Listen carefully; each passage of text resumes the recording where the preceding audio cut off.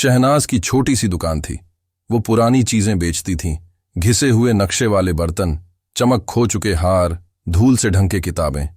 लेकिन इन सब के बीच एक चीज सबसे अलग थी, एक काली टोपी। शहनाज ने इस टोपी को सालों पहले एक यात्री से खरीदा था।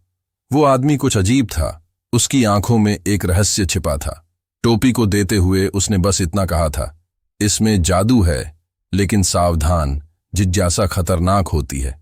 शहनाज ने पहले तो इसकी अनदेखी की, लेकिन टोपी उसे खींचती थी। एक रात उसने तय किया कि इसे पहनकर देखेगी। सिर में रखते ही एक चमक, और वो एक अजनबी शहर में थी। रंगीन महल, हवा में तैरते पलंग, अजीबोगरीब जीव, एक सपनों का झां। महीनों बीत गए, शहनाज जादुई दुनिया के आकर्षण में खोई रही। लेकिन धीरे धीरे वहां भी सब कुछ दोहराव लगा, उबाऊ। और उसे याद आया, अपना घर, अपनी दुकान।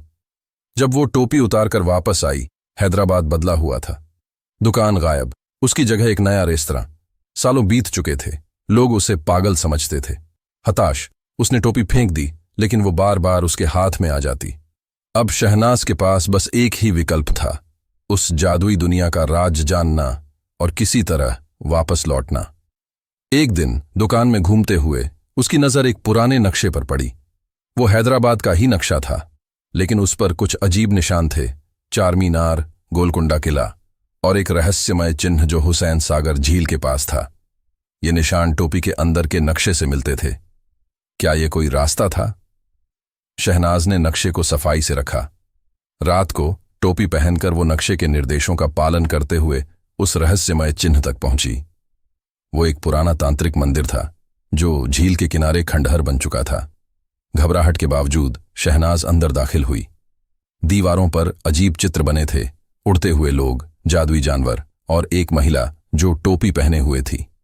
अचानक जमीन हिली और एक गुप्त दरवाजा खुल गया। वो एक लंबे अंधेरे रास्ते से होते हुए एक गुफा तक पहुंची। गुफा के बीचों बीच एक पत्थर का सिंहासन था, जिस पर एक पुस्तक रखी थी। वो जादुई टोपी की कहानी थी।